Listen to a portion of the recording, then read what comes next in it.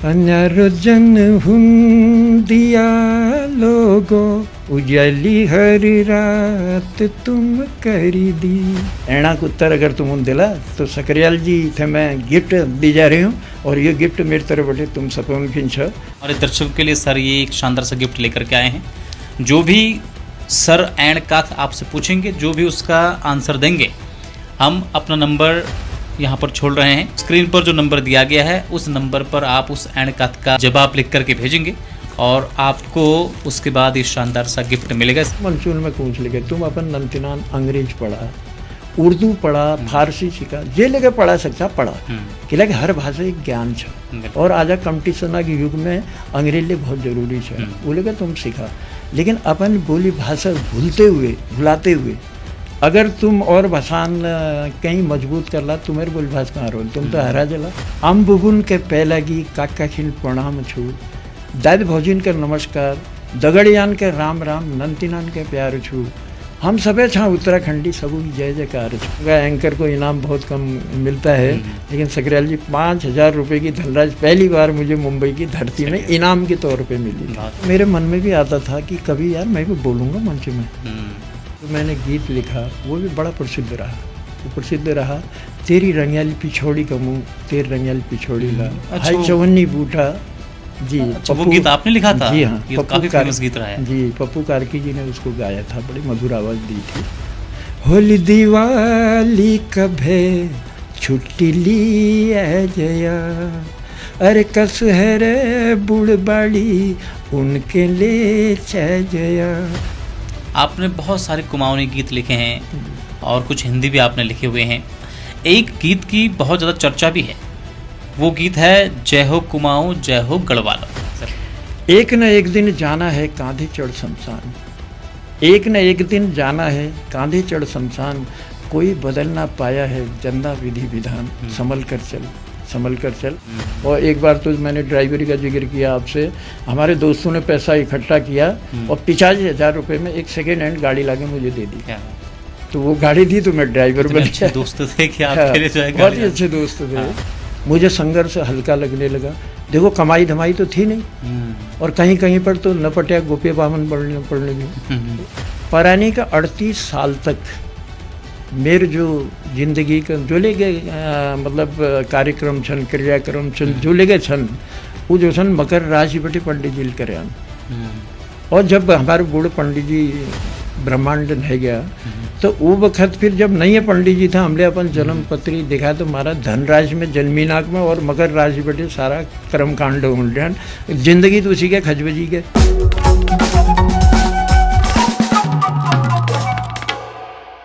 नमस्कार, मैं हूं प्रदीप सेक्रियाल और आप देख रहे हैं न्यूज पीटीएस टीवी का स्पेशल पॉडकास्ट। आज हमारे साथ एक बेहद ही खास मेहमान हैं। आज हमारे बीच ऐसे शख्सियत हैं जो गीतकार हैं और कवि हैं, लेखक हैं, मंच संचालक हैं और कलाकार हैं और न जाने कितने टैलेंट से भरे हुए हैं। आज इनके पूरे जीवनी के बारे में जानकारी आपको देंगे। एक शानदार चर्चा इनके साथ रहेगी। हमारे साथ मौजूद हैं जनार्दन उप्रेती, जिन्हें जन्नू दा भी के नाम से भी हम लोग जानते हैं। तो सर, सबसे पहले बहुत बहुत स्वागत, आज आपने हमारे लिए समय निकाला।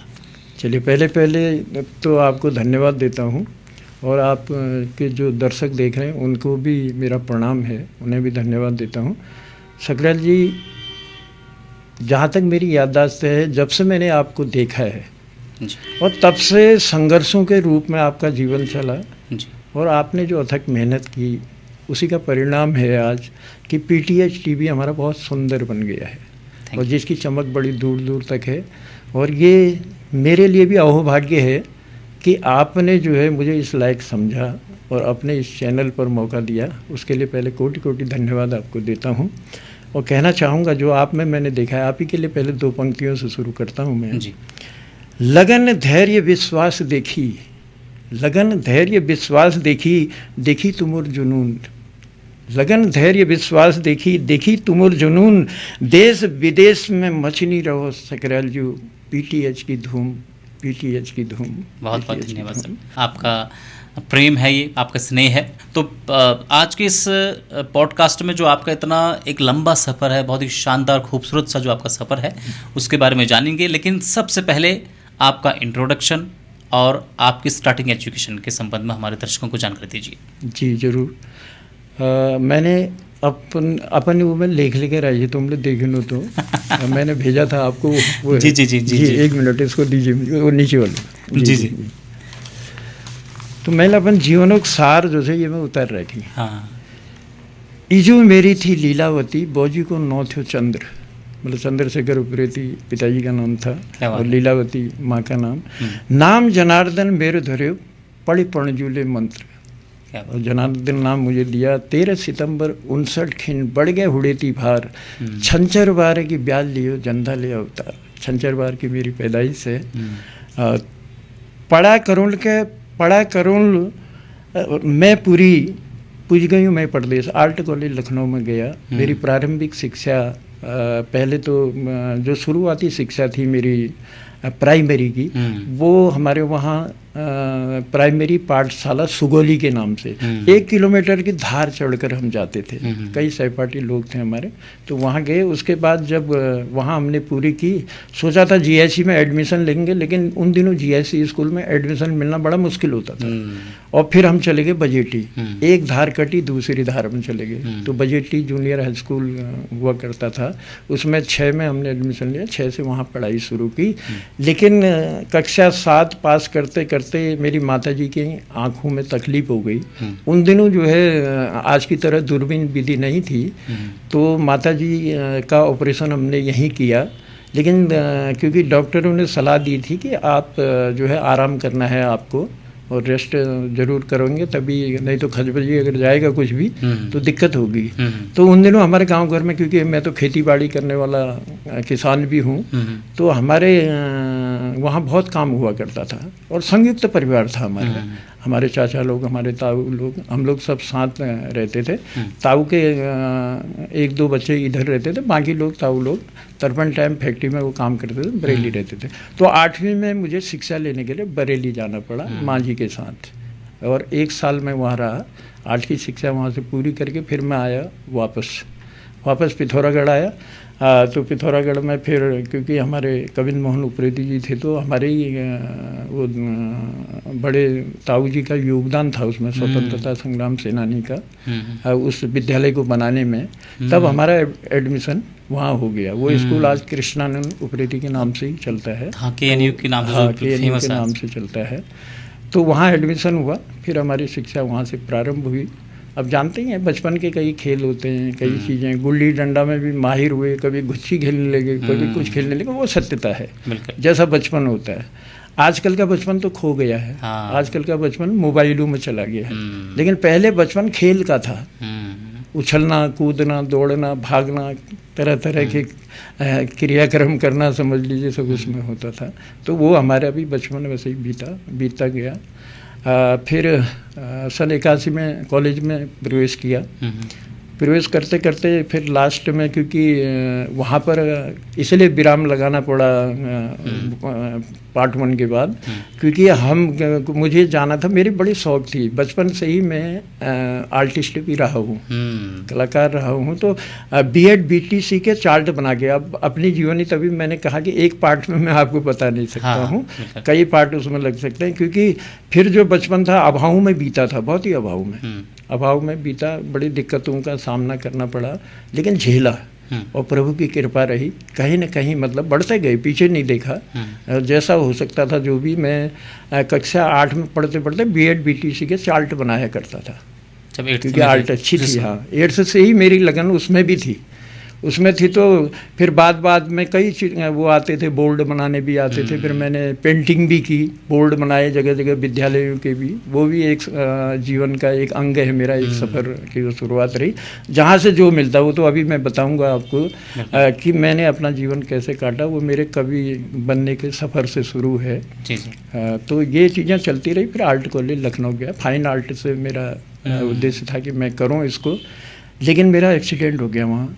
ओह, 1 आध साल रहा वहाँ एक्सीडेंट हुआ तो फिर घर का अकेला था। अकेला होना भी बड़ा दुर्भाग्य होता है। कौन सा 3 एक्सीडेंट हुआ? बहनें थी, मैं अकेला था। हम्म, वहाँ आर्ट कॉलेज में जब मैं गया तो वहाँ साइकिल से जा रहा था तो एक्सीडेंट हो गया। 15 दिन बिस्तर में पड़ा रहा। अब फिर मामा लोग थे हमारे वहाँ, उनका सहारा था, इसीलिए मैं वहाँ भी जा पाया। नहीं तो घर की हालत ऐसी नहीं थी कि मैं वहाँ जाके पढ़ पाता। तो वहाँ से फिर वापस आना पड़ा। वापस आया तो फिर ईजा लोगों ने जाने ही नहीं दिया। क्योंकि एक बार एक्सीडेंट, हाँ, जैसे एक बार हो गया वो तो माँ भुगत बाप चुके चिंतित थे। हो जाते हैं। उनने बोला तो पढ़ाया जाए फिर हूँ जी, लेकिन हमसे तो चाहे हाँ, अब सही की अब कमाऊ पूत समझो चाहे जो भी समझो, अकेला मैं ही था। इतना है कि प्रभु ने मेरे को अभाव में रहते हुए भी मतलब वो गुण दिए थे कि मैं उससे निपट सकता था और निपटा। देखिए कई समस्याएं आती हैं, पढ़ते पढ़ते भी ड्राइवरी भी करनी पड़ी, ठेकेदारी भी करनी पड़ी, कई तरह के उसमें जाना पड़ा। और यही नहीं, उत्तराखंड आंदोलन में भी शिरकत की, आंदोलनकारी भी हूँ मैं। आंदोलनों के भी कई गीत लिखे, जगाने के गीत। उस समय तो वही दौर चलता था तो वो भी रहा। हम कहते भी थे जो घर फूके आप लोग चले हमारे साथ, वो भी एक लगन थी। लेकिन जब धीरे धीरे जब राज्य बन गया तो उसके बाद थोड़ा होश आई, बच्चे बड़े होने लगे, भैया इनकी पढ़ाई का भी करना है, इनका वो करना है। लेकिन अच्छी शिक्षा भी दी हमने बच्चों को, तो सब चीज़ लगा रहा। तो कुल मिलाकर आपने फाइन आर्ट तक की एजुकेशन ली है? नहीं, फाइन आर्ट पूरा नहीं कर सके। अच्छा, उसका पूरा नहीं कर सके। हुआ ऐसा, मेरे एक्सीडेंट के समय में उसका टेस्ट नहीं दे पाया था, लेकिन वहाँ रुकने के लिए अलाउ होता था कि आप प्राइवेटली उसको कर सकते हैं। तो वो चीज़ें हमने की, और वो चीज़ की तो वो समाज में हमने दिखाया भी। हाँ, नहीं, कोशिश हमने सब चीज़ आप देखिए, जैसे आपने कहा कि आप 8वीं में थे, क्लास 8th में थे, तब आप बीएड बीटीसी वालों के लिए चार्ट लिखते थे, चार्ट बनाते थे। तो एक शानदार आप आर्टिस्ट भी जो है रहे हुए हैं। पैसे भले ही बहुत कम मिलते थे, लेकिन ये था कि खुशी होती थी मन में, मेरी मेहनत का उस वक्त जुनून भी होता ना, कुछ मिल रहा है मुझे। चलिए, वो होता था। तो कभी कभी चित्र बनाते बनाते भी क्या होता था कि गुनगुनाने लगता था। वो भी शौक पैदा हुआ उससे। बस अभी उसी में आ रहे हैं हम। जी कि आपका जो गुनगुनाना भी है, आपका लेखन है, इस और भी अभी आते हैं। तो मेरा अगला सवाल आपसे यही है कि जैसे अभी आपका जैसे इंट्रोडक्शन में मैंने ये कहा कि आप लेखक भी हैं, कवि भी हैं और गीतकार भी हैं, और एक्टिंग भी आप करते हैं, कलाकार भी हैं, पटकथा भी लिखते हैं। तो मतलब लेखन में आपका शानदार सा सफ़र रहा है और कई आपने बुक्स लिखे भी हैं। तो इस लेखन की तरफ कैसे रुख हुआ, कवि बनने की तरफ कैसे रुख हुआ, इस सफ़र के बारे में हम जानते हैं आपसे। बहुत अच्छा सवाल आपने पूछा।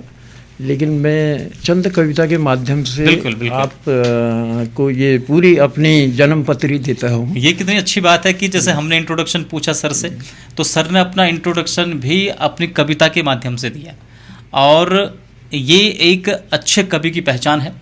तो आज हमें कुछ एक नया भी जो हमारे चैनल पर मिल रहा है कि एक नया एक स्टाइल है, तरीका है। तो इस सफ़र के बारे में बताइए। जी ज़रूर। मैं कवि कस के बनी हूँ। हाँ, उसके तो एक वाक्य मेरे दगड़ भी हो। मेरी ईजा मेरे मथार जो है 2002 में है। हम बटे भी छूट गया हमेशा थे, और अचानक ज्ञान उन लेके वक्त ले इलेक्शन उनको दौड़ थे वो मैं लाग रहे थे। हम तो अचानक मैं तो तैयारी कर रहे हूँ, लेकिन पेट में पता नहीं क्या तकलीफ है, और मेरे काखी में पकड़ने तक उन्होंने प्राण छोड़ दिया। तो एक समझ लीजिए ममत्व का साया उठ गया सर से, और वो उठा तो बड़ा कष्ट हुआ, बड़ी पीड़ा हुई, क्योंकि वही हमारा सहारा थी। हमेशा ऊर्जा बढ़ती थी मुझ में। तो वो रहा। तो फिर मैंने कहा चलिए, अब जो भी है, जो होना था वो तो हो ही गया है। विधि के विधान को तो कोई टाल नहीं सकता है। तो मेरे को घर में बैठने का मौका मिला, क्योंकि हमारे यहाँ तो क्रिया जो होती है साल भर का त्याग करना पड़ता है उसमें। तो घर में बैठने का जब मौका मिला तो मैंने कहा करूँ तो करूँ क्या। फिर वो जो हम लिखे नहीं रहते, लोग आते हैं, उनका जो भी दे जाते हैं दिए की भेंट, वो कॉपी कलम वहीं पर थी। और यकीन मानिए कॉपी कलम उठी, पता नहीं क्या लिखता रहा, मुझे भी अंदाज नहीं मैं लिख क्या रहा हूँ और क्या होगा इसको लिख करके, ये मुझे वाकई में अंदाज नहीं था।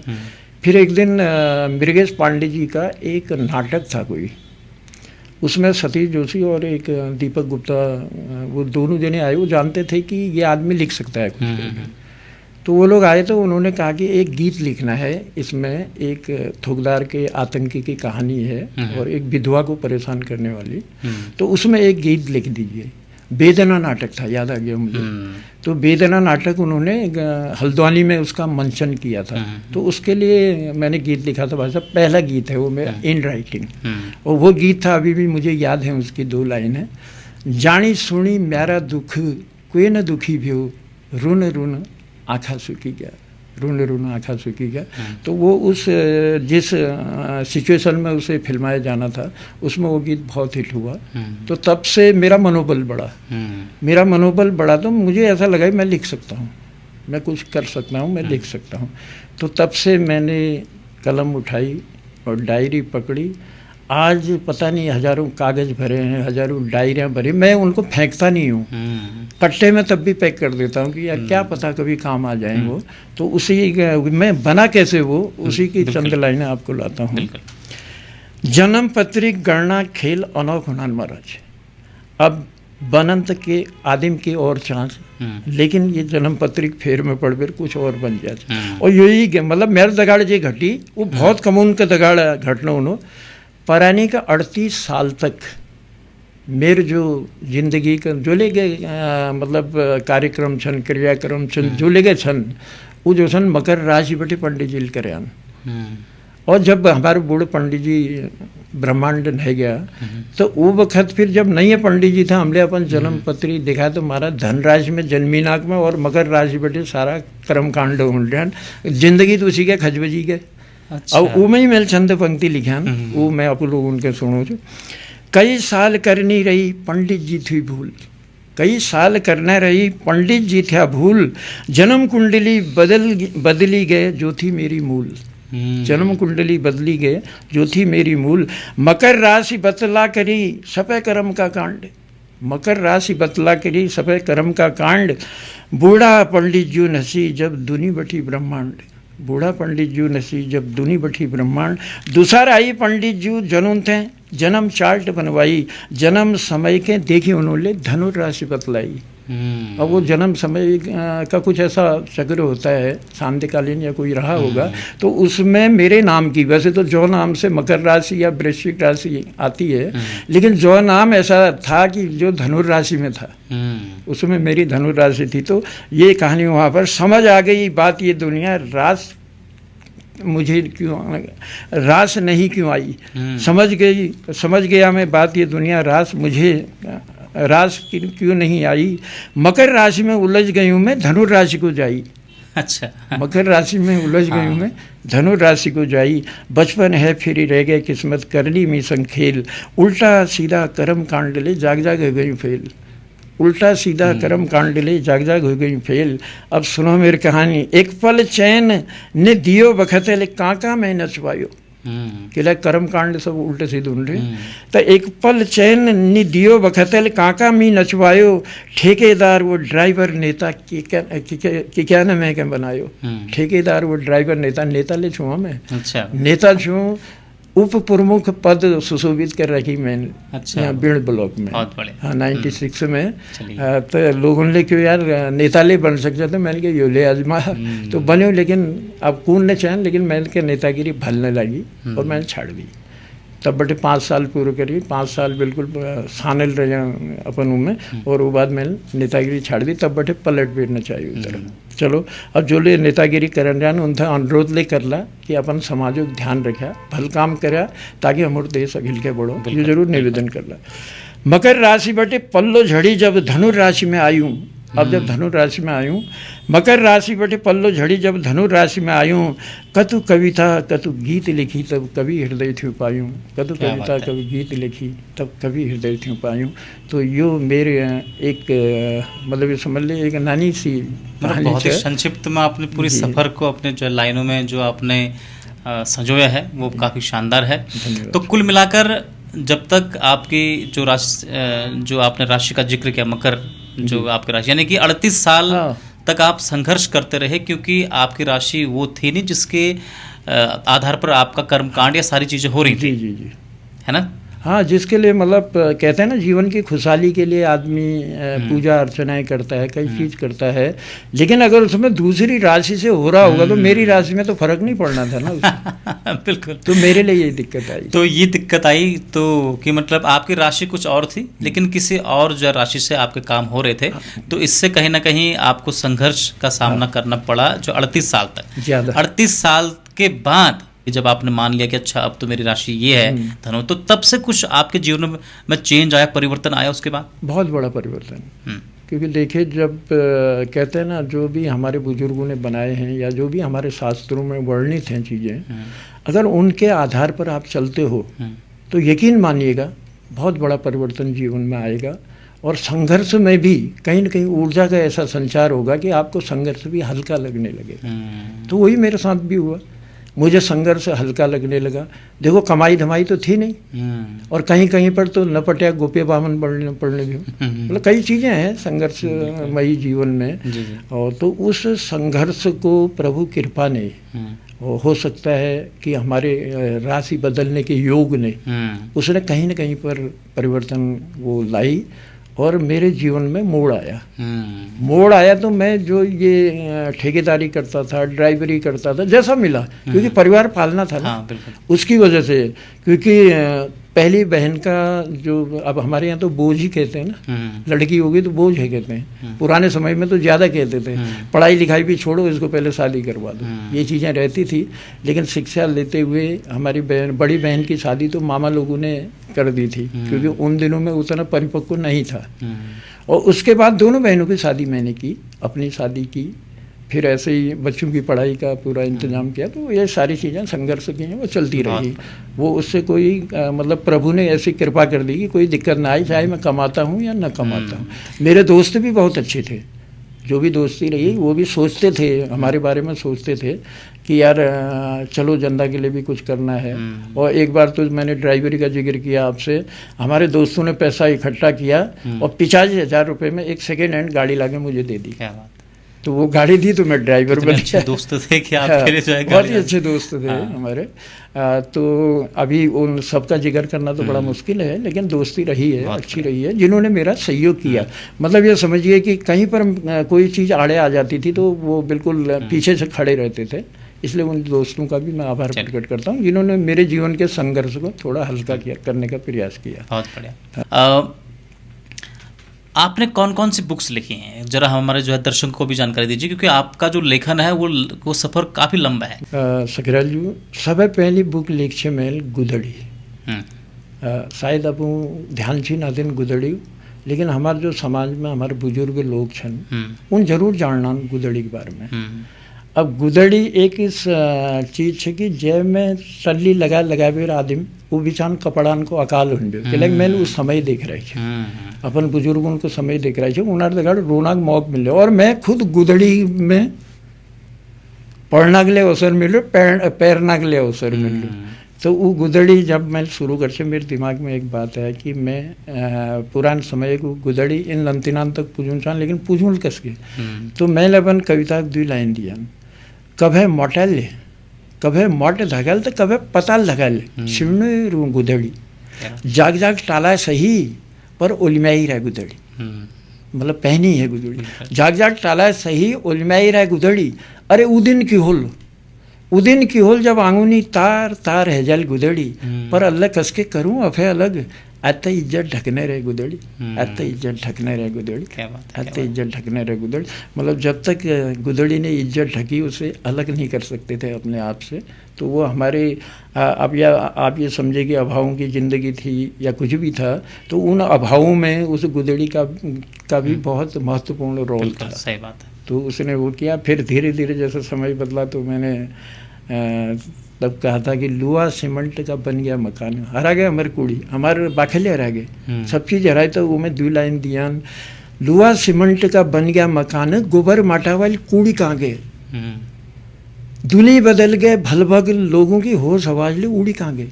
दुनिया बदल रही है धीरे धीरे, दुनिया बदल गए भल लोगों की होश हवास ले उड़ी कहाँ गए, चेली बार इनका बॉब कट वाले लट में लिपटियाँ जुड़ी कहाँ गए। भली भली रीत प्रीत की बाटी आज दुनी बटे मोड़ी कांगे, देव देवतू की आशीष थी जय माँ ऊ प्रसादे की पूड़ी कांगे, सांझ पड़ी सगल आगे तभी किस सुनू ने बूढ़ी कांगे, किस सुनू ने बूढ़ी कांगे, किस सुनू ने बूढ़ी कांगे। बिल्कुल समाज को आईना दिखाने वाली जो है लाइनें हैं। और भी आपके द्वारा बुक्स लिखी गई हैं, उसके संबंध में जानकारी दें। उसके बाद मैंने लिखी थी पुंथुरी, गांठ मूठ जोड़ी जाड़ी पुंथुरी बना सके, ये मैं क्यों के कतगुन छलिया सके। मतलब हर पन्ना मेरा पुंथुरी की वो गांठ थी, हर पन्ने में वो है। उसमें पुंथुरी में मैंने दोनों चीज़ लिखी, एक तरफ कुमाऊनी, एक तरफ हिंदी। और वो छलियाओं के लिए भी बड़ी महत्वपूर्ण बुक थी वो, तो वो बुक मैंने समाज को दी। और उसके बाद मैंने लिखी जमाना बदलेगी, किस तरह ज़माना बदल रहा है, उसमें अपनी कविताओं के माध्यम से और गीतों के माध्यम से उसमें जो है अपना जो भी मेरे को आता है, अल्प ज्ञान है, ज्ञान तो कभी पूरा नहीं हो सकता। और ज्ञान की जहाँ तक बात आती है तो सकराल जी बताना चाहूँगा, कुछ सुन करके जो बुजुर्गों से मैंने सुना वो सबसे बड़ा ज्ञान था। कुछ सुन करके, कुछ पढ़ करके, कुछ किसी ने साहित्य लिखे तो कभी पढ़ने का मौका मिला तो कुछ वो देखा, कुछ पढ़ करके और कुछ समाज को देख करके, ये तीन चीज़ों से जो है ज्ञान अर्जित किया जाता है।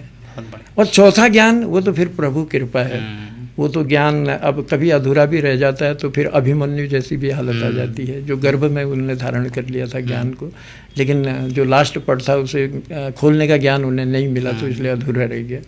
तो वो कई चीज़ें हैं, ज्ञान का तो समुद्र है, भंडार है। कोई भी आदमी नहीं कह सकता कि मैं बहुत बड़ा ज्ञानी हूँ या मैं बहुत बड़ा रचनाकार हूँ, लेखक हूँ। ऐसे ही हम भी नहीं, समुद्र की कुछ बूंदें शायद हम चुरा पाएँ या आकाश के कुछ तारे तोड़ के ला पाएँ, उन्हीं की माला बना दें, गच्छा दें और शब्दों में पिरो करके समाज को दे दें। यही हमारी कोशिश रहती है। जी जी।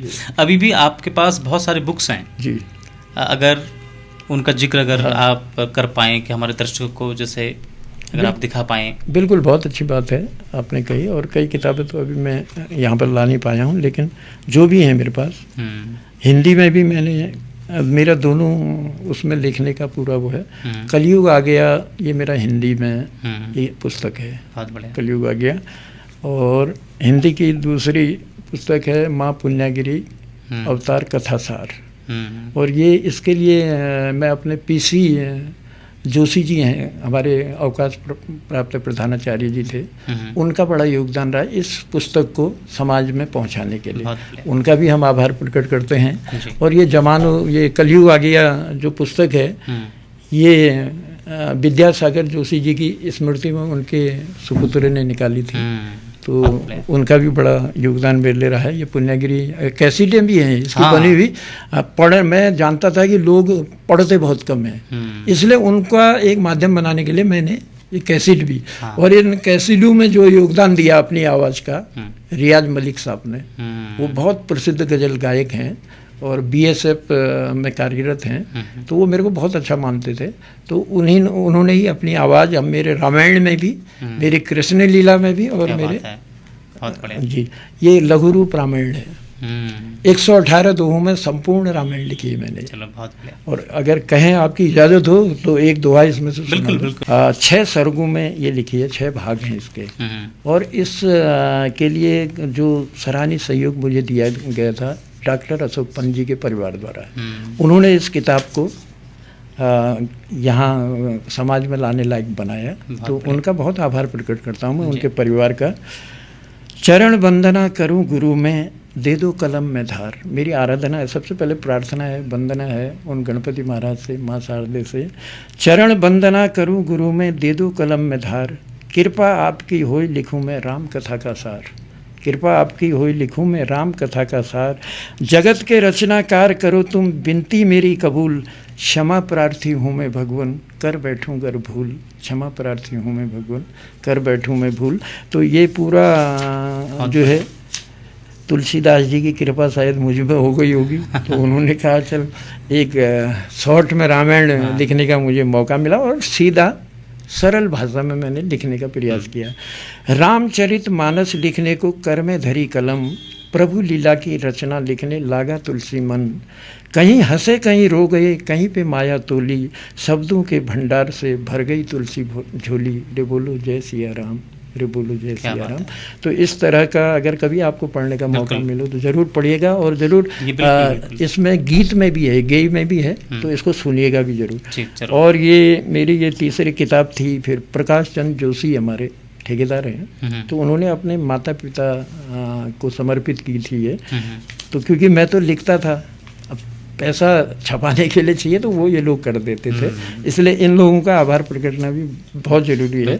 और मेरा जो हमेशा अपना स्नेह दिया है, सानिध्य जो रहा है, हमारे ये आपके ब्यूरो चीफ हैं नरेश कांडपाल जी, हिंदुस्तान के। जब भी मैं अपनी किताब में जो भी लिखा है मैंने दोहा वॉल्यूम में, तो इनसे 2 पंक्तियाँ आपने ज़रूर लिखवाई हैं। मैंने कहा आप पढ़िए पहले, और कैसा लगता है वो ज़रूर लिखिए। तो मेरी जो भी किताबें इनने पढ़ी, जन कवि का ओहदा देने वाले भी मुझे यही हैं। बहुत बढ़िया। तो ये मेरे लिए अहोभाग्य था, और इनका स्नेह प्रेम समय समय पर मिलता रहता है। जब भी जो चीज़ भी मैं लिखता हूँ और उसमें बड़ी सराहना ये करते हैं, मेरे को ऊर्जावान बनाए रखते हैं, तभी हिम्मत भी बढ़ती है। तो ये कृष्ण कथा मैंने लिखी, तो इसी की 2 लाइनें खाली सुना रहा हूँ। बरसों पहले धरती पर हुआ अधर्मी राज, दिन दिन फलता फूलता पाप का था साम्राज्य, लुप्त हुई अच्छाइयाँ सत्य धर्म गया डूब, राक्षसी माया पनप उठी, हाहाकार था खूब, रे बोलो जय कृष्णा, रे बोलो जय कृष्णा। तो बड़ा सुंदर हमारे रिया जी ने इसको भी गाया है। इसमें मेरे भजन भी हैं, भजन भी लिखा है, और इसमें अंतिम में रामायण में आरती भी मैंने दे रखी है। तो ये सारी चीज़ें ये बनी।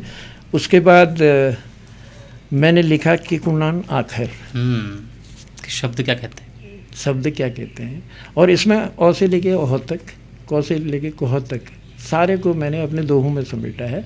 और दोहों में मुझे अंग्रेजी भाषा में सहयोग करने के लिए चिंतामणि जोशी जी ने मेरा बड़ा सहयोग किया, अध्यापक हैं वो, तो कवि मित्र भी हैं हमारे। तो उन्होंने अपना, मैंने जो इसमें कुमाऊनी में लिखा, हिंदी में लिखा, उसका अंग्रेजी रूपांतर जो है हमारे। अच्छा, तो इसमें हिंदी, इंग्लिश और कुमाऊनी में जी जी जी, तीनों उसमें है ये, ताकि बच्चों को जो है, जो कुमाऊनी नहीं जानते तो वो हिंदी के माध्यम से जाने या फिर अंग्रेजी के माध्यम से जाने।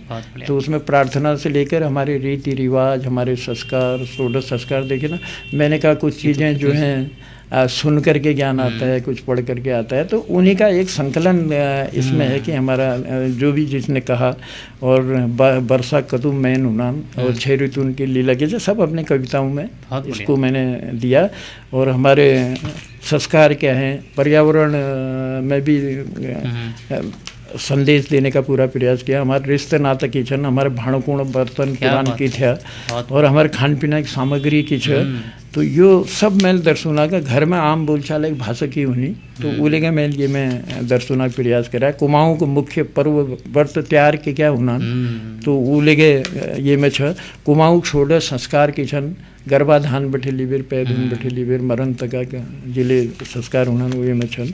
कुमाऊँ लोक उत्सव को छन, और कुमाऊँ के लोकगीत उनकी कतु विधा होना। हमारे लोकगीत जो छन 5 विधाओं में जो छन समेटी ना छन, पूरा जो हमारे विधा से, जैसे धार्मिक गीत हो गया, संस्कार गीत हो गया, ऋतु एवं कृषि गीत हो गया, नृत्य गीत हो गया, और विविध गीत हो गया। इन्होंने में अमरपुर संस्कृति की झलक अपन लोगों के मिले, और सिर्फ आवश्यकता हो पढ़ने की या देखने की या सुनने की। ये तो बहुत अच्छी बुक है, ये तो हर स्टूडेंट को लेना चाहिए, स्कूलों में भी इसने जो है लगना चाहिए, होना चाहिए था। लेकिन ये मेरा दुर्भाग्य ही होता है कभी कभी, मैं कहता हूँ ना, अब कहना तो नहीं चाहिए क्योंकि जुगाड़ से देश चलता है, कई चीज़ें रहती हैं, कहना नहीं चाहिए, लेकिन वो सत्यता है, सत्यता को कोई भी नकार नहीं सकता है।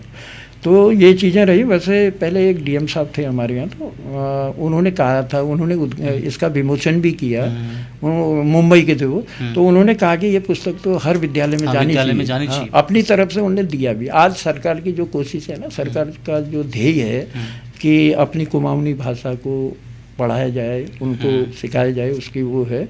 तो अब मैं ज़्यादा तो नहीं कह सकता हूँ कि इसमें मैंने बहुत कुछ दे दिया होगा या बहुत कुछ कर दिया होगा, ये नहीं है। अपने अल्प ज्ञान के अनुसार जो भी पढ़ा, जो भी सुना, जो भी देखा, उसी को लिखने का प्रयास किया, बहुत शॉर्ट में, और एकदम विस्तार इसमें नहीं दिया। विस्तार के लिए तो बहुत हमारे ज्ञानी लोगों ने बहुत कुछ दिया है हमको, हमारे समाज को दिया है बहुत कुछ।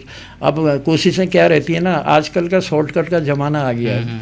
आदमी चाहता है कि शॉर्टकट में ही सब चीज़ हो जाए, और मालामाल भी शॉर्टकट में ही बनना चाहता है। तो वो सारी चीज़ें का ध्यान रखते हो। हमने कहा यार, जब वो पढ़ नहीं सकता तो हमने कहा ना, ये जो आपका सुंदर कांड होता है ना, सुंदर कांड के बराबर रामायण है ये पूरी, दोहू में है, लेकिन उसका सार लगभग आ गया है, पूरी रामायण आ जाती है। तो ऐसा ही ये भी है, इसमें भी मेरा प्रयास रहा कि ये चीज़ दें। और कई तरह बार विद्यालय उसमें गए भी, उन्होंने प्रधानाचार्यों को वैसे ही किताबें भी सौंपी। हमने कहा कोई बात नहीं, सौंपिए, हमारी तरफ से तो निकाल दी हमने। इसमें पीताम्बर अवस्थी का योगदान रहा था, उनने अपनी माता श्री के नाम से सहयोग किया था मुझे, तो उनको भी मैं धन्यवाद देता हूँ। क्योंकि मेरे जितने भी सहयोगी मित्र हैं, जिन्होंने कुछ न कुछ समाज में निकालने के लिए मुझे सहयोग किया, उसके लिए सबका आभार भी प्रकट करता हूँ।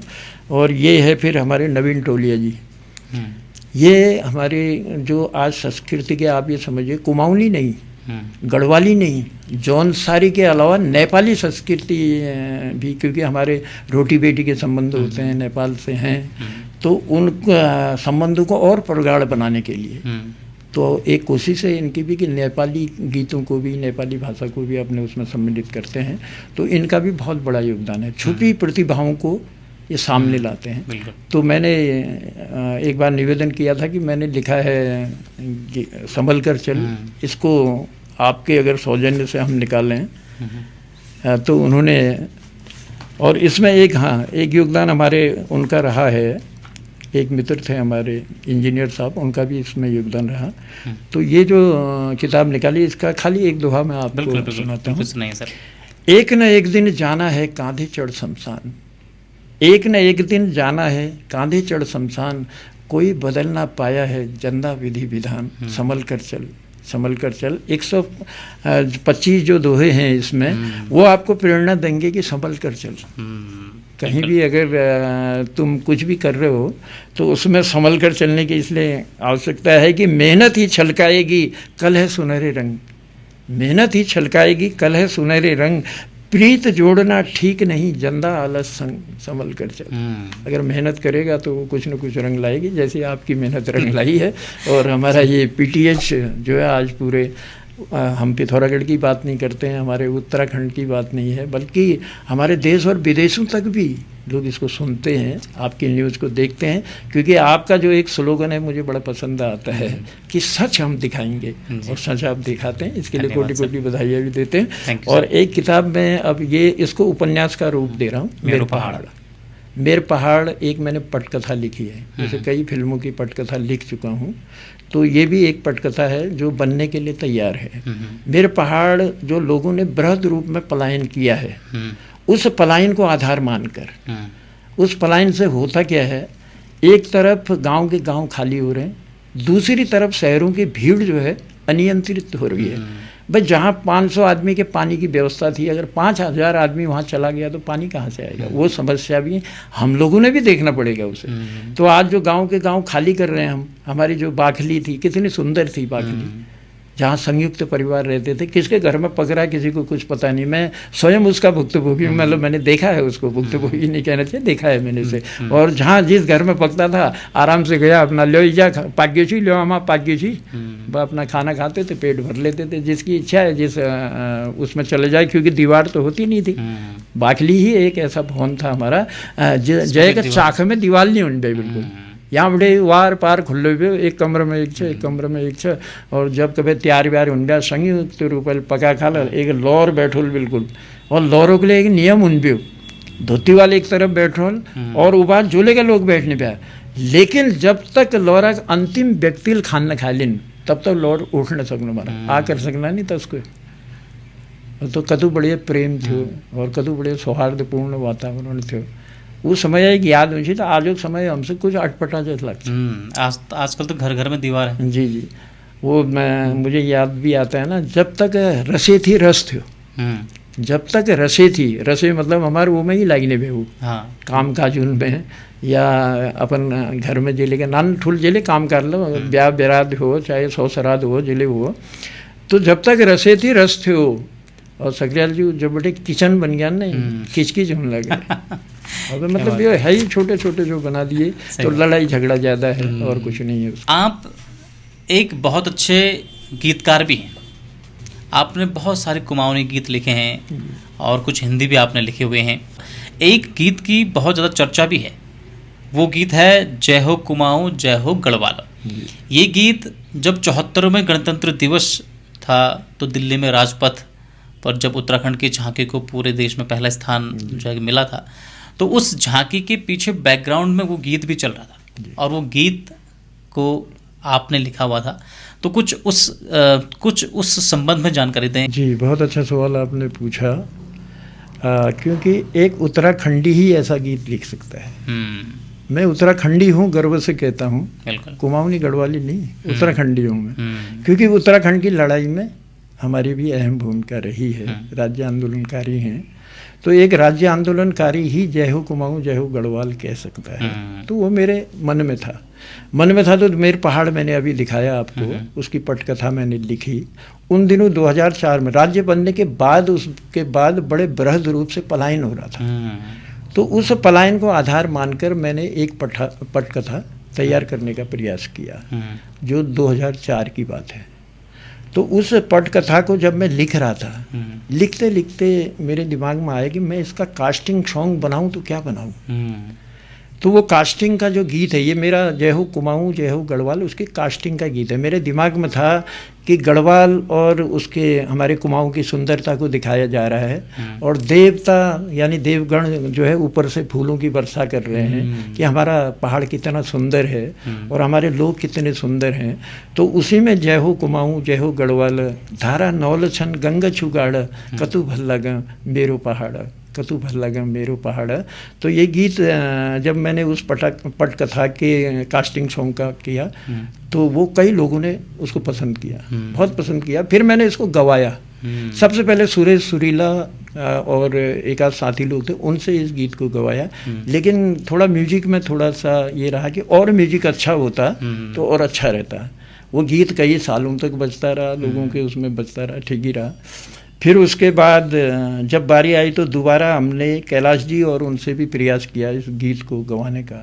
लेकिन फिर टोलिया जी ने कहा, यार ये गीत अच्छा है, इसको यूं बर्बाद नहीं करते हैं, इसको और कुछ भराव डाल के बनाते हैं। तो मैं चांदनी इंटरप्राइजेज का भी आभारी हूँ। तो टोलिया जी ने उसमें 7 उभरते हुए सितारों को लाई। उन्हें पुराने लोगों तो गा चुके थे उसको, तो 7 उभरते सितारों को लाया गया। तो उन लोगों ने अपनी सुरीली आवाज़ उसमें दी, और रंजीत भाई साहब का इसमें म्यूजिक रहा। रंजीत जी आज हमारे समाज में बहुत बड़ा काम करते हैं म्यूजिक के क्षेत्र में, तो सबको दिशा निर्देशन भी देते हैं और गानों को खूबसूरत बना देते हैं। अपना संगीत दिया तो गाना बहुत अच्छा बन गया। अच्छा बना तो हमारा तो 3 महीने पहले रिलीज हो चुका था।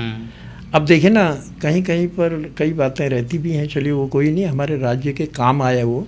एक अल्प योगदान हमारा रहा, हमको गर्व है, हमें खुशी है कि हमारे गीत की एक झलक ने वो गिलहरी जैसा योगदान दिया जो सेतु बांधने में काम आ रहा था। तो वही हमारा योगदान था इसमें। बाकी तो कहते हैं ना, कवि के मन में जब तक होती है, जब तक कुछ होता है वो कुलबुलाता रहता है, और जब कलम पकड़ करके कागज में लिख देता है ना साहब, वो तो फिर सबका हो जाता है। फिर वो मेरा नहीं रहा, वो सबका है, पूरे उत्तराखंड का गीत है वो। तो उस गीत ने 23 साल में पहली बार अल्प योगदान हमारा भी उसमें रहा कि 74वें गणतंत्र दिवस में वो गीत बैकग्राउंड सॉन्ग के रूप में बजा, और जो बहुत ही अच्छी झांकी जो है बना रखी थी। सबका योगदान था, अपनी अपनी जगह सबका महत्वपूर्ण योगदान था, लेकिन छोटा सा मेरा भी योगदान उसमें रहा। तो ये गीत मेरा जो है आज भी, जब भी मैं फिल्म बनाऊँगा तो वो फिल्म बनाने के लिए लोग मुझे मिल जाएंगे, फाइनेंशियल मिलेंगे, तो उस समय ज़रूर सबसे पहले कास्टिंग में इसी गीत को आप सुनोगे, क्योंकि ये मेरी पटकथा का गीत है। इसमें यही गीत नहीं है, कई और गीत भी हैं। भाई आप बड़ा भाई जो है पढ़ लिख करके कहता है अब तो पैसा कमाने मैं तो शहर जाऊंगा कहता है, तो कई मना करते हैं। तो उसमें उस सिचुएशन में मैंने कहा गाना क्या लिखूं, तो वो गाना मैंने दी चंद लाइनें। परदेस जन जया ओ ददा जन जया, रूला पहाड़े माँ जेले होलो जसले होलो मणचूणी खूला। तो जैसा भी होगा, जो भी होगा, तो परदेस मत जा, हमारे पास बंजर ज़मीन बहुत पड़ी है, इस बंजर ज़मीन का हम सदुपयोग करेंगे। देखिए यहाँ से मेरी पटकथा घूमती है, और मैंने डबल रोल बना दिया वो। इस पटकथा में 2 ऐसे किरदार, एक ही को 2 किरदार में बांटा। जो नायक है, क्योंकि एक अगर शहर चला गया तो दूसरे को मुझे पहाड़ लाना है। लाना है कि पहाड़ में करेगा क्या वो। तब वो उससे शर्त रखता है कि 12 साल, थोड़ा सा सारांश से बता रहा हूँ, 12 साल का समय है, 12 साल तू क्या कर सकता है और मैं उस पहाड़ में जाके क्या कर सकता हूँ, ये दर्शाने का मैंने उसमें प्रयास किया है। तो उसके पास बहुत खेती बाड़ी होती है, उसके भाई के पास हमशक्ल था, वो वापस आया और उसने पूरी बंजर ज़मीन को उपजाऊ बनाया, फल फ्रूट से लहला दिया, खेती बाड़ी वहाँ होने लगी, देखने वालों को भी आनंद आने लगा। तब मैंने कहा पहाड़ का आदमी पहाड़ में रहकर क्या नहीं कर सकता है, इसलिए लौटा वो पहाड़। और नहीं आते तो उसमें भी मैंने 2 लाइनें दी थी। होली दिवाली कभे छुट्टी ली है जया, अरे कस है रे बुढ़बाड़ी उनके ले जया, होली दिवाली कभे छुट्टी ली है जया। ये कई पंक्तियाँ मैंने उनको संदेश देती पंक्तियाँ भी कहता रहता हूँ। और क्योंकि जब से मैं इससे जुड़ा हूँ, संस्कृति का बेड़ा ऐसे समय में उठाया मैंने जब डिस्को पूरी तरह से हावी हो चुका था, हमारे समाज में हावी था। अगर आपको याद होगा तो हमारे हर बारात में जो है, हर बारात में वो साज भी ख़राब नहीं है, मैं उसको ख़राब नहीं कहूँगा, वो भी एक साज है, बहुत अच्छा साज है, बहुत अच्छी आवाज़ है। यानी कि हमारा जो बैंड बजता था, हर शादी में बैंड बजा करते थे, बैंड बजा करते थे। तो फिर कुछ हमारे युवाओं ने एक सोच रखी, उन्होंने कहा यार हमारे तो ये तो सब छुप जाएंगे साज, हमर दमवा छ, हमर ढोल छ, हमर हुड़को छ, ये कहाँ जाल, ये तो सब छुप जाएंगे। तो ये न छुपें, ये बाहर आए। और उनकी जो इच्छा शक्ति थी ना वो भी टूट गई थी। यानी कि जो छलिया दमुआ में नाच करने वाला, बाजा बजाने वाला, वो भी डिस्को में नाच रहा था। अब उसका कारण था, मैंने तब उसमें 2 पंक्तियां पहले उस समय में दी थी। संस्कृति के धक दीवेरा खितन रहे आज कठान, संस्कृति के धक दीवेरा खितन रहे आज कठान, आईडी पूजे रहे रोड जहाँ डिस्को वहाँ पूछ गया, जहाँ रोड नहीं पहुँची थी वहाँ डिस्को पहुँच चुका था। तो ये हमारा दुर्भाग्य था। और इस दुर्भाग्य को वैसे तो सन 87 से हमारे नौजवानों ने जो है वहाँ रामलीला मैदान में इस बेड़े को उठाना शुरू किया, लेकिन इसमें रंगत आई 2004 से, जब से हम जुड़े इसके साथ। 2004 से फिर एक उसका विधि विधान पूर्वक वो बनाया, चार्ट बनाया, तो कैसे हम प्रतियोगिताएं आयोजित करें, क्या क्या प्रतियोगिताएं हम करेंगे और कैसे अपने साजों को जो है हम समाज में लाएं अपने, बल्कि बिनाई वगैरह सब खो गई थी, वो सारे साज हम जो है अपने समाज में लाए। छलिया महोत्सव का आयोजन किया गया और छलिया महोत्सव में पहले साल 6 टीमों ने काम किया था और दूसरी बार हमने उसको राज्य स्तरीय बना दिया था। राज्य स्तरीय में 52 टीमों ने हिस्सेदारी की और ऐसे ही 3 बार से ज़्यादा कर भी नहीं पाए, लेकिन 3 बार में जो हमारा उद्देश्य था उस उद्देश्य की पूर्ति हुई। हमें आज भी गर्व है, हमारे साथियों के साथ मिलकर जो हमने काम किया उसमें हमको गर्व है। और लेखन की सारी जिम्मेदारी मेरी थी। छलिया का इतिहास जानना है तो मैं बता सकता हूँ, और कोई भी मतलब जो जिन कामों से मैं जुड़ा हूँ उसका सारा इतिहास भी बनाता हूँ। काफ़ी अच्छे अच्छे गीत आपने दिए हैं। अच्छा, आपने थोड़ा सा उसमें जो है जिक्र ये नहीं किया कि आपके जो आपने कौन कौन से ऐसे गीत लिखे हैं, वो मैं और कौन कौन से सिंगरों ने गाए हैं, अगर उसके बारे में बता पाएँ। ये बहुत बहुत धन्यवाद है। ये सवाल थोड़ा सा रह गया था, वैसे जिक्र तो कर दिया था कि हमारी शुरुआत जो है जय हो कुमाऊँ जय हो गढ़वाल से हो चुकी थी, या उससे पहले भी मैंने आपसे जिक्र किया था कि एक जो गीत मैंने लिखा था कि जानी सुनी मेरा दुख कोई न दुखी है और रोना रोना आंसू सूखी गए, ये तो पटकथा थी उनकी एक, उसके लिए गीत था सिचुएशन के आधार पर। और उसके बाद जो मैंने गीत लिखा वो भी बड़ा प्रसिद्ध रहा। वो प्रसिद्ध रहा तेरी रंगियाली पिछोड़ी कमू तेरी रंगियाली पिछोड़ी ला, हाई चवन्नी बूटा जी। अच्छा, वो गीत आपने लिखा था? जी हाँ, ये काफी फेमस गीत रहा है जी। पप्पू कार्की जी ने उसको गाया था, बड़ी मधुर आवाज़ दी थी। वो गीत भी मेरे द्वारा लिखा गया है, क्योंकि मैं ज़्यादातर गीत अपने समाज से जुड़े हुए गीत लिखता हूँ। और नचाने के गीत तो कई लोग लिखते रहते हैं, कहते भी हैं मुझसे भी कि लिखो, लेकिन मैंने ऐसा प्रयास किया ही नहीं कि मैं अपनी संस्कृति को दूसरी तरफ ले जाऊं। कोशिश मेरी रहेगी, अब किसी को पसंद आए ना आए, कोई सुने ना सुने, मेरा उद्देश्य कभी पैसा कमाना नहीं रहा। मैंने अपने गीतों को वैसे ही दिया है लोगों को, कभी किसी से पैसा लेने का प्रयास नहीं किया। अगर किसी ने कोई भेंट दे दी वो बात अलग है। और उसके बाद फिर चेली बचाओ चेली पढ़ाओ आपने सुना होगा, और काफ़ी समय तक यहाँ दूध वाली जो गाड़ी यहाँ चलती थी, उस सीढ़ियों में उस समय जो अभी डीएम साहब हैं नैनीताल में, हाँ, तो उन्होंने जो है वंदना उसको, हाँ वंदना सिंह जी, उन्होंने जो है उसमें दूध की गाड़ी में उसे कई महीनों तक बजाया था कि चिल बचाया चिल पढ़ाया, देवों को अवतार चली, मतलब कई टाइप के वो सुंदर गीत लिखा एक प्रचार का जो सरकार का अभियान चल रहा था, तो उसमें लिखा।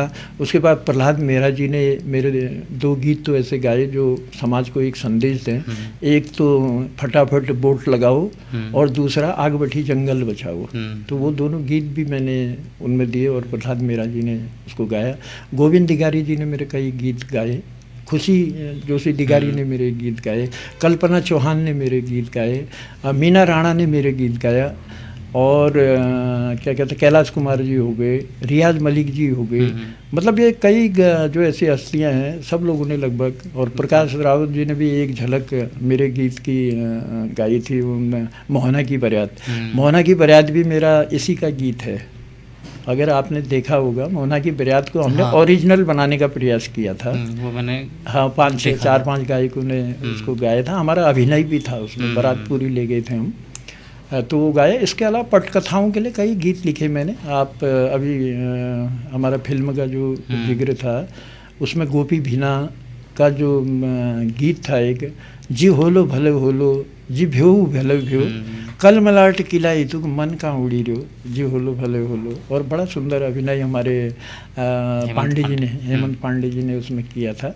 ऐसे ही अब गीतों का जिक्र करने की भी बात करूँ तो मेरे अभी 250 से ऊपर गीत कैसीडू में बजते हैं, समाज के पास है, चाहे वो भजन के रूप में हो और या आपके पटकथाओं के जो सिचुएशनें होती हैं उनके आधार पर हों, या समाज में हमारा जैसे मैंने बताया खेल के रूप में तेर रंगल पिछोड़ी जैसे गीत हों, या फिर हमारा जय हो कुमाऊँ जय हो गढ़वाल जैसे गीत हों।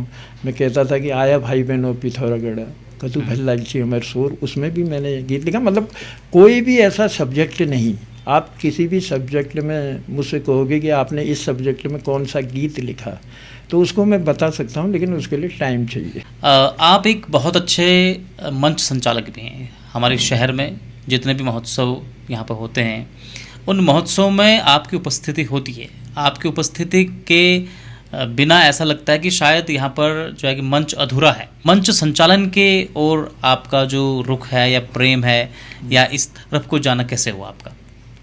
सर मैं 2004 से जब हम कह रहे कि छलिया महोत्सव जब किया था तो उस साल क्या था, हमारे कैप्टन दीवान सिंह बल्दिया जी बहुत अच्छे एंकर हैं, बहुत सुंदर आवाज़ है उनकी, बहुत ही फेमस मंच संचालक हैं। हाँ, अब क्योंकि वो सेना से रिटायरमेंट होकर आ गए थे, समाज का उतना अनुभव नहीं था, तो लेकिन हम साथ जुड़े, वो हमारे साथ आए, बहुत अच्छी आवाज़ थी। तो उससे पहले एक हमारे एशियाड विजेता रहे उन्हीं के गांव के सुरेंद्र सिंह बल्दिया जी, जिनके नाम से स्टेडियम है, तो उनका जो स्वागत सम्मान किया था हमने, आपका ये मंदिर गुरना मंदिर से पूरी झांकी के साथ उनको लाए थे और इधर देव सिंह फील्ड में, तो उसमें उन्होंने एंकरिंग की थी सबसे पहले। वैसे तो वो फौज में करते थे, फौज में तो उनका रहता था, गीत भी गाते थे, बहुत सुरीली आवाज़ है उनकी, आज भी इस उम्र में भी उनके आवाज़ सुनो तो आनंद जैसा आ जाता है। तो ऐसे हमारे सहयोगी साथी मिले, तो हमने उनको उतारा कि आपने करनी है एंकरिंग, क्योंकि आवाज़ आपकी है और लोग आपको सुनेंगे। तो मैं उन दिनों लिख लिख के दिया करता था, क्योंकि एक मेरा लेखन का कार्य था। अब थोड़ा थोड़ा जो भी रहा, क्योंकि दोनों का साथ था, तो कैप्टन साहब बहुत अच्छा बोलते थे। मुझे आपकी जोड़ी भी काफ़ी अच्छी है, हाँ, कि हर मंच पर आप दोनों नजर आते हैं। जी जी, अब आज तक आते थे, अब शायद हम लग रहा है हमें कि हमें बुढ़ापा आने लग गया है, तो हमारे नए बच्चों को भी आगे आना है, एक जोड़ी बनानी है, उनको भी हम शुभकामनाएं देते हैं। बिल्कुल, आज नानू बिष्ट है या ललित शौर्य है, तो ये लोग भी अब हमको दिखाई दे रहा है कि हमारे गुण कुछ न कुछ तो जा रहे हैं उनमें। तो एंकरिंग का जो शौक़ हुआ मुझे 2004 से, जब हम इस फील्ड में जुड़े, और रहता था पहले मैं, जब हमारे कवि पांडे जी थे या पद्मादत्त पंथ जी या महेंद्र मटियानी जी, ये लोग जो थे, तो इनको सुना करता था मैं, सुना करता था, तो मेरे मन में भी आता था कि कभी यार मैं भी बोलूँगा मंच में, एक मन में आता था, क्योंकि गाना तो गाते ही थे हम, और कविताएं सुनाते ही थे हम, शायरियाँ सुनाते ही थे। तो एक मन में आता था कि कभी हम भी बोलेंगे क्या इनकी तरह मंच में। अब वही विचार कहीं ना कहीं मन के अंदर पनपता रहा तो मौका मिल गया। मौका मिला 2004 में, क्योंकि 2004 में लगभग सब साथियों ने पूरी जिम्मेदारी मेरे ऊपर डाल दी कि आपने एक एक चीज़ इसको बनाना है, एक एक तारतम्य देना है। और मैंने कहाँ से शुरू हुआ, कौन कौन लोग जुड़े, वो सारी उनकी पटकथा भी लिख डाली कि कहाँ से कहाँ तक ये हमारा सफ़र रहा, उसको भी मैंने लिखा हुआ है। वो कहीं न कहीं काम आएगा, आज नहीं तो कल। तो तब वहाँ से पहले साल तो थोड़ा थोड़ा बोला मैं, थोड़ा इसलिए बोला कि हमें ज़्यादा उन्हीं को बुलवाना था, और मैं लिखता जाता था कुछ भी। और सबसे मज़े की बात ये थी कि जब ये हमारा शुरू हुआ तो उसमें जैसे ही हिंदी कार्यक्रम शुरू होने लगा, क्योंकि एक माइक मेरे पास रहता था कहीं पर जानकारी देने के लिए भी, तो मैंने उस हिंदी कार्यक्रम को रोक दिया था बीच में। मैंने कहा अगर आपके पास कोई पहाड़ी है, अगर पहाड़ी न कर ला फिर हमारे बोल भाषले तो उमें ही नहीं। तो तब हमारी कोशिश रहे कि हम छलिया महोत्सव जो है कम से कम अपन बोली अपन भाषा कार्यक्रम बना। और वो में आप यो समझ ली कि जेल ले गाच, जेल ले नृत्य कर से, जेले कर से, वो सब अपन बोलभाष में रहे। वामठे अपन बोलभाषा थोड़ा मजबूत बनने की शुरुआत भेज। और वो फिर छलियान के विभिन्न हमने प्रतियोगिता कराया, तो उगुल छलियले समाज में उन लगी। उन समाज में आया तो उन्हें चमक धमक की तो बढ़िया थी, बाजी तो बढ़िया थी, तो शानदार थी कि गुंजायमान बाज भी हूँ। तो वो में लोग नाचन लगी। वहीं सरदोत्सव का मंच में या हमारे छलिया महोत्सव मंच में वहाँ लोगों की भीड़ लगी जान पे, और नाचने वालान की वो तो न नाचने लेके बाज बजा तो उसी का नाच जान भी। तो वहाँ से जो है छलिया हमारा वापस आया, और वही छलिया महोत्सव की ऐसी देने की, वहीं से मैं थोड़ा थोड़ा फिर बोलने में भी आया। मैंने कहा मुझे बोलना चाहिए क्योंकि ज़्यादा थक जाते हैं वो भी। तो हम दोनों थे उस समय, तो हम दोनों ने फिर बोलना शुरू किया। मेरा काम रहता था अधिकतर मैं पहाड़ी में बोलता था, और कहाँ जहाँ लेके प्रोग्राम उन गया एंड का था जरूर पूछने में उन्होंने। तो यहाँ से शुरू हुआ हमारा सफ़र, फिर कई मंचों पर गया। यही नहीं, मुंबई के मंच में भी जो मुझे पहली बार सौभाग्य मिला, मैं अपने आपको धन्यवाद तो समझने लगा, लेकिन मेरे को ऐसा लगा सकरियाल जी, मन की बात बता रहा हूँ आपको, ऐसा लगा कि यार मुंबई की धरती में तू जा रहा है, और वो तुझे मालूम है कलाकारों की धरती है, वो बहुत बड़े कलाकार हैं वहाँ, और देखते भी थे उन कलाकारों को। तो तू जाएगा तो बोलेगा क्या वहाँ, तू गाड़ के देगा कलाकार यार वहाँ क्या करेगा। लेकिन लोगों ने मुझे बुलाया था तो मुझे जाना था, गया वहाँ सर। तो मेरा ये अहोभाग्य ही कहूँगा कि मुंबई की धरती में लगातार 6 साल एंकरिंग की मैंने। और उस समय कौतिक था हमारा, कौतिक था तो सब अपनी बोलभाषा गढ़वाली या कुमाऊनी में ही, वहाँ भी हिंदी के एक लेके कार्यक्रम न हुन गया वो मंच में आज ले न हुन शायद। तो वो में शुरुआत है मेरी यहाँ बैठे रहे, और वहीं बैठे फिर मैंने और जागले कौन शुरू कर छे। अम बुबुन के पहला की काका खिन प्रणाम छू, दाद भौजिन के नमस्कार, दगड़ियान के राम राम, नंतिनान के प्यार छू, हम सबे छा उत्तराखंडी सबू की जय जयकार छू। गुड़ी मुड़ी जी रहा जाग रहा बच रहा लाग रहा लाग पकवाल, लाग दुतिया एक धार भेटना है रहा महाराज, इन दिन इन बार तुम सबून के मुबारक हो जो मुंबई कौती को रंग रंगील त्यार। तो जो तालियां बजी, जो मेरा उत्साहवर्धन किया, जो इसने प्रेम दिया, मैं कहूँगा एंकर को इनाम बहुत कम मिलता है, लेकिन सकरियाल जी 5,000 रुपये की धनराशि पहली बार मुझे मुंबई की धरती में इनाम के तौर पे मिली थी। बहुत बढ़िया, बहुत बढ़िया। उसके बाद भी लगातार जाता रहा, फिर कई मंच, चाहे बरेली की उत्तरायणी हो, लखनऊ हो, और आपका बागेश्वर हो, और लगभग मतलब हर जगह मुझे जाने का अवसर मिला। और तो मैं कलाकार हो गया, ठेकेदार था कभी कुछ था, तो कभी ड्राइवर थे, ठेकेदारी भी किया आपने, सब किया। मतलब हर एक क्षेत्र का अपना अनुभव लेकर के आप आज काफ़ी अनुभवी हैं, और आज आप अच्छे से एक हिसाब से रम गए हैं इस चीज़ पर। और आज आप जो है 64 ईयर्स ओल्ड में भी आप बिल्कुल जवान हैं। 66। अच्छा 66। ये 13 सितंबर से मैं 67 का हो जाऊंगा। तो 66 साल की उम्र में भी आपको देख के ऐसा मतलब आपके अंदर जो एनर्जी है, जो ऊर्जा है, वो एक नौजवान की तरह ही है। जैसे अभी आपने जिक्र किया है कि जहाँ भी आपके द्वारा एंकरिंग की जाती है या फिर मंच संचालन आपके द्वारा किया जाता है, आप अपनी भाषा को बचाने के लिए, कुमाऊनी भाषा को आप एंड काथ वहाँ जरूर सुनाते हैं जी। तो हम चाहेंगे कि कुछ एणकाथ आप हमारे दर्शकों के सामने भी रखें, और ये है क्या, एणकाथ होता क्या है, थोड़ा इसके संबंध में भी जानकारी दें, और आखिर में हमारे दर्शकों को भी कुछ ऐसे एणकाथ आप लोग पूछेंगे। जरूर जरूर।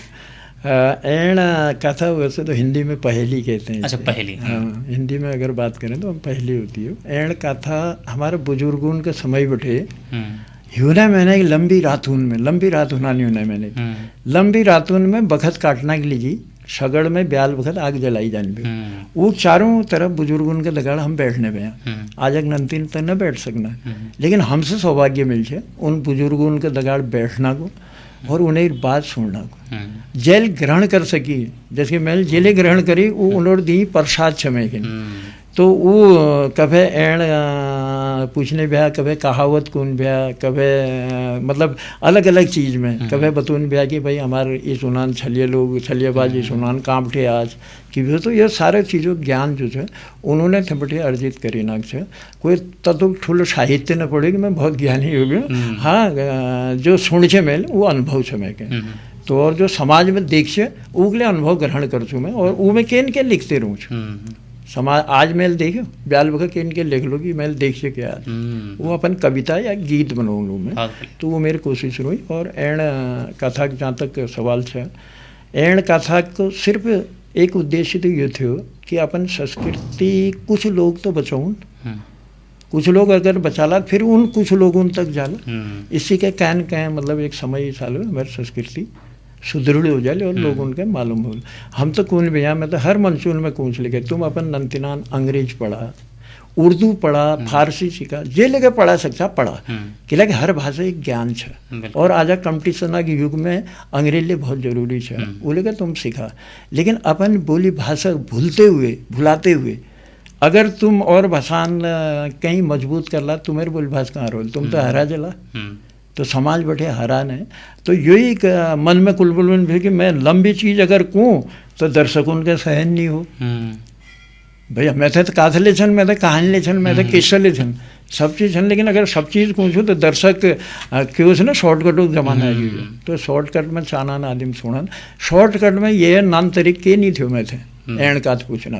अब एण काथले में फिर अपन हिसाब लोगों तो पूछने में जो न समझने भी वो हिंदी में ले समझून में कि यो चीज़ इस जगह पे। तो जहाँ एण कथा का सवाल था तो मैं कौन चाह कि देखो घन जंगल बटी पकड़ ली गयो, अब ध्यान दीजिएगा, घन जंगल बटी पकड़ ली गयो एक बूढ़ थो एक जवान, फिर दुया बुड़ान ले पीसी दियो नीरो नाम निशान, बताओ की हो लो। अब सोचने की बात है। अब घने जंगल देख ले, बालू को उपमा दी गई है घने जंगल की, घने जंगल बड़े पकड़ ली गई, एक बुढ़ा है एक जवान है, ये यहाँ से जुई निकाली, घने जंगल बड़े पकड़ ली गई एक बूढ़ थे एक जवान, और फिर दुए बुड़ान ले पीसी दियो नीरो नाम निशान। तो ये जो हम एण पूछनू, और ये उत्तर अब तक कई लोग दिन लगे मसीहा जो लगे छो एक का यही नहीं, 3 खुटियाँ 3 खुटवा अंदाज न उन खोर सका, मतलब 3 पाँव इधर हैं 3 पाँव उधर हैं, लेकिन अंदाज नहीं आ रहा कि सर किधर है उसका। अच्छा उसको हमारे गंजाड़ उसका अंदाज ही नहीं आता कि सर कहाँ है, दोनों तरफ बराबर रहता है वो। तो ऐसे ही मतलब देखते हुए पहेलियाँ बनाई जाती हैं या देखते हुए एण बनाई जनान। नाम एक छ अर्थ द्वि, नाम एक छ अर्थ द्वि, कथके करनो रुख, एक मिलन में खुशी ऊंची दूसर मिलन में दुख, बताओ की हो लो। क्या बात है। अब वो बहुत सरल उत्तर है।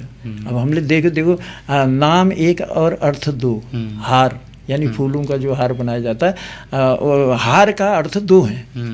एक तो फूलों का हार है जिसको मिलने में खुशी होती है, कोई भी हमारा अतिथि आ जाए, कोई भी मेहमान आता है तो उसको हम पहनाते हैं तो खुश हो जाता है, उसका मन भी खुश हम भी खुश।